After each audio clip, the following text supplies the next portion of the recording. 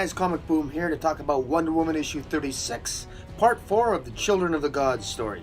Now, I've been very hard on this story arc because this is the big story arc where Wonder Woman meets her brother Jason, who is he's such an exciting character. He's a fisherman. Can you believe that? He's just a fisherman off the Asian coast. He's been hiding in secret, not wanting to reveal himself because his stepfather Glaucus of Jason of the Argonauts told him, if you reveal yourself, oh my god, Zeus's jealous wife Hera will find and kill you. In any event, was revealed last issue, Jason was, of course, unfortunately as I predicted, ends up being a villain. He's working with Darkseid and he's working with Grail in order to manipulate Wonder Woman, manipulate his sister into the open. And that's where we pick off this issue. This is part 4 of Children of the Gods.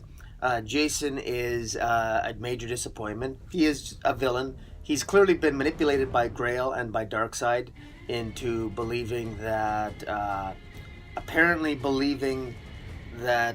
they have a noble purpose in Darkseid going around with Grail's help, draining the life forces of Zeus's children. And apparently Jason is trying to have Wonder Woman believe that he didn't know that Grail was actually killing them, that he thought that they were just, using some of their life forces in order to save Darkseid. Jason, as if Jason never came across as a big enough idiot in previous issues, his idiocy is confirmed this issue beyond any doubt. How on earth? I mean, I don't care if Jason was hiding in the shadows. He would have to be literally retarded if you're living in the DC universe and you don't know who Darkseid is. As a matter of fact, even Giganta, who makes an appearance in this issue, stated that when she first met the person that she was working for in stealing the artifacts that she was stealing, she knew right away who her boss was when she met him, because it was Darkseid. You know who Darkseid is. And the fact that Jason met Darkseid, met Grail, and actually was stupid enough to believe the rhetoric that they were telling him, that they were just, using the life forces to help bring back Darkseid. Why would he agree to that? What would make him think that they were good guys? That they're tyrants. Jason is very much an idiot. Absolutely terrible characterization of Jason. This writing has gotten worse. James Robinson does not understand these characters at all. The dialogue is particularly bad. It's not reflective of the characters. Diana's voice is particularly all over the place. It's actually comical in a very, very embarrassing and bad way. At one point in the story, Wonder Woman, Diana, expresses to Jason while she's being restrained, and she's expressing her anger at Jason, and she says to Jason, I don't know what to feel. And then she says, anger, I might even feel hatred and contempt. She actually tells Jason that she might feel hatred and contempt toward him. Now, bear in mind that this is Wonder Woman. Wonder Woman would never say that. Now, I frankly wish Wonder Woman would show some hatred and contempt. I like the fact that James Robinson, in fact, wrote her that way, but it's completely 100% inconsistent, totally inconsistent with Greg Rucka's Wonder Woman, which I wasn't a huge fan of. I didn't like the fact that he made Wonder Woman Vanilla Sky, but I said this was going to be a problem when I reviewed Greg Rucka's run. I said the biggest mistake of Rucka's run is that once you go full godlike, you can't go back because it's inconsistent. Why doesn't Wonder Woman get on her knees and supplicate herself to Darkseid? She did it for Phobos and Deimos in Rebirth. Why doesn't she wrap her magic lasso around Jason and love him to the good side of the Force, so to speak? Why doesn't she wrap her magic lasso around Grail? Love her. The stupidity of her actions in Rebirth and with Rucka's run is magnified this issue. And if not outright completely ignored by James Robinson, who suddenly, Wonder Woman literally goes from expressing hatred and contempt toward Jason to literally about 30 to 45 seconds later in their conversation goes to telling him that she's still prepared to love him. Using the word love. Unbelievable. Just god-awful characterizations, inconsistent, all over the board. If I was Jason, maybe you can kind of tell they're twins. They're both stupid. Wonder Woman's all over the board in terms of talking. Jason's an idiot because Jason goes from from listening to Diana, sounding like an idiot, expressing hatred toward her, to having doubt about Diana, because he kind of sort of believes her, and then he has flashbacks of when he first met Wonder Woman in earlier issues, and incidentally the flashbacks are drawn more beautifully than they were actually rendered in the actual past issues. The art's really good here. Carlo Pagulayan on pencils is really, really good. And the inks, Jason Paz on the inks, and Sean Parsons are really good on the inks. Covers pretty good by Brian Hitch and Alex Sinclair. But in any event, inconsistency on the characterizations here. Dialogue's all wrong. Wonder Woman never talked the way she would talk in this issue. Everyone it sounded like everyone had the same voice. Darkseid doesn't even talk like Darkseid normally does. James Robinson doesn't have a handle on the voice of Darkseid. The manner of speech, how he speaks, he doesn't have a voice on Grail. He doesn't have a handle on the voice of Grail. He doesn't have a handle on Wonder Woman or Jason.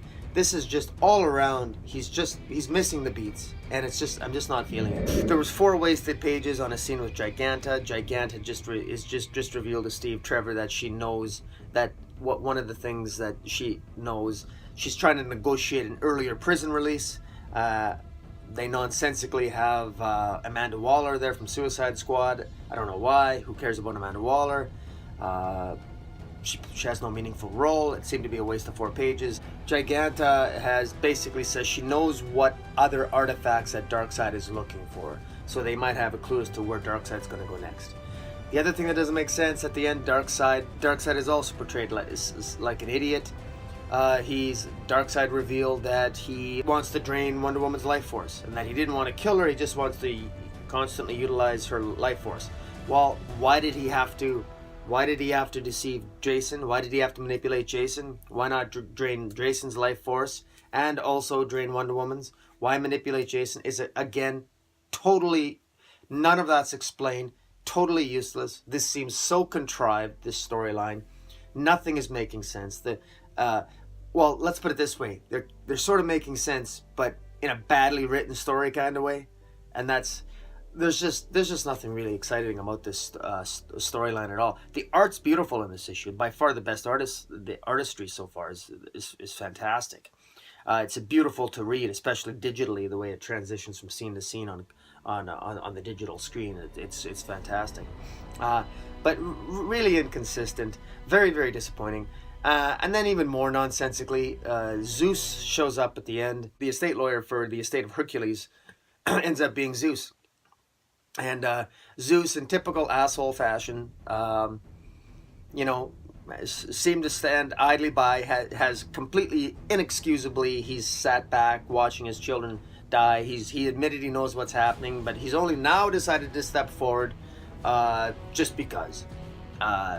Probably maybe because he likes Wonder Woman and Jason a little bit more. Now he wants to step up to the plate and stop Darkseid. Just the hypocrisy here, the sheer the idiocy of the characters, the poor characterization, the abandonment of what I think Rucka was trying to establish. Even though I kind of like the abandonment, it's not consistent. Again, whatever. I'm not looking forward. I'm going to review the final issue. Hopefully there's only one more issue. This is really, really dragged on. Jason is such a disappointment. Darkseid, and on DC, you squandered an opportunity. Darkseid's already looking like an adult. You could have left Darkseid a baby, and then a teenager, and then a young adult for years. And you think of all the stories you could have. One of your most popular comic books is Super Sons, with young Damian Wayne and Jonathan Kent. You could have Darkseid, a young Darkseid could be a villain in Teen Titans, and think of the potential. Look at all the stuff you've lost, all because you had this horrible storyline and bringing him back and aging him so quickly in such a poor fashion. And Zeus, I guess Zeus looks a little bit better when he transforms. But anyways, guys, overall, this is probably the best illustrated issue. If you're interested in the fact that now Zeus is back, Zeus is alive, Wonder Woman now is going to have her, she's got more of a family now. She's got her father's back, Zeus, and she's got her brother Jason, who eventually is probably going to turn to the dark side. And by the way, there's a scene in here it looks right out of Return of the Jedi. I mean, Darkseid is literally shooting electricity out of his hands, red electricity out of his hands, and draining the life force of Diana. It's literally, I hate to say it's cliche, but it's so reminiscent of Star Wars, of the dark side of the Force. And at one time, Zeus even actually calls him Darkseid in a mocking manner. Zeus refers to Darkseid as Darkseid. There's clearly some Star Wars analogy there, I think. And I don't know, it came across as a very cliche as opposed to humorous. So anyways, this issue really didn't work for me, but it's a visual masterpiece. The art is fantastic, and it really saved this story for me. Guys, I'm gonna go. Comic Boom out.